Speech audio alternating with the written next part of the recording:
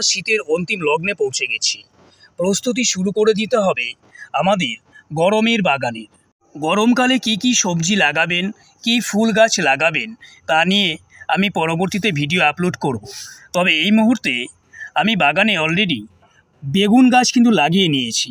বেগুন আমাদের বাগানের একটা কমন একটা ফসল বলা যায়। এই বেগুনটা গরমকালে হয়। এখন থেকে যদি প্রস্তুতি শুরু না করেন, গরমের শুরুতে কিন্তু বেগুন পাবেন না। আমার মতো কম খরচে যদি বাগান করতে চান, এরকম কিছু বস্তা সংগ্রহ করে ফেলুন।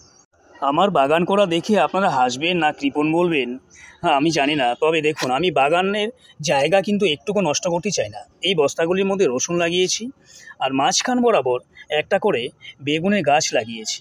রসুন বেশি দিনের ফসল নয়, আর রসুন গাছে যে পরিচর্যা করব, সেই পরিচর্যায় বেগুন গাছটাও বড় হয়ে যাবে। চারা কোথায় পাওয়া যায়?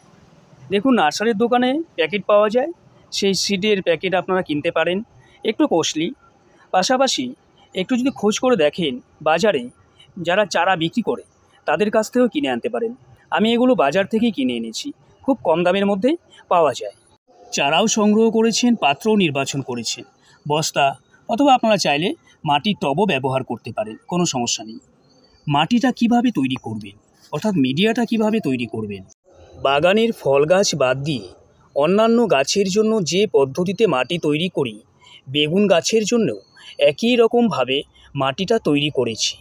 মিডিয়া প্রস্তুত গাছের বৃদ্ধির ক্ষেত্রে একটা অনবদ্য ভূমিকা পালন করে। আমরা অনেকেই যে ভুল কাজটা করি, সঙ্গে সঙ্গে মাটি তৈরি করে গাছ বসিয়ে ফেলি। এতে গাছের গ্রোথ ভালো হয় না, বিভিন্ন রোগে আক্রমণ করে। আপনারা মোটামুটি 15 দিন আগে থেকেই মাটিটা তৈরি করে রাখবেন। এই মাটির মধ্যে কি কি মেশাবেন সাধারণভাবে তৈরি করুন। আপনি যদি 50% মাটি নেন, আর 50% আরও 3টা বা 2টো উপাদান একসাথে মিশিয়ে নিন। কিভাবে সেটা?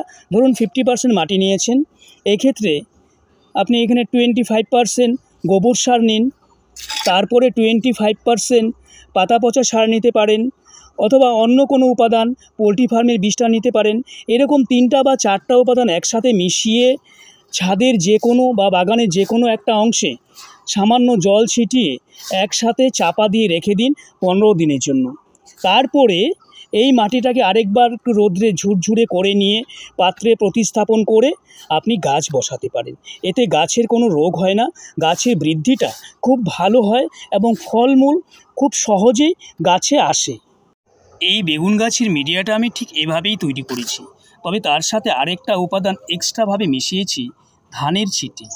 চিটে ধান মিডিয়ার মধ্যে মেশালে মিডিয়াটাকে ঝুরঝুরে রাখে এবং এগুলো আস্তে আস্তে কম্পোস্ট হয়ে যাবে।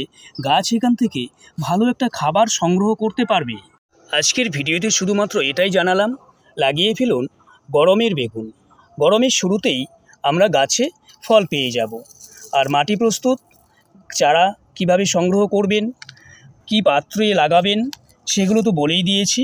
আপনারা আপনাদের পছন্দ মতো করতে পারেন।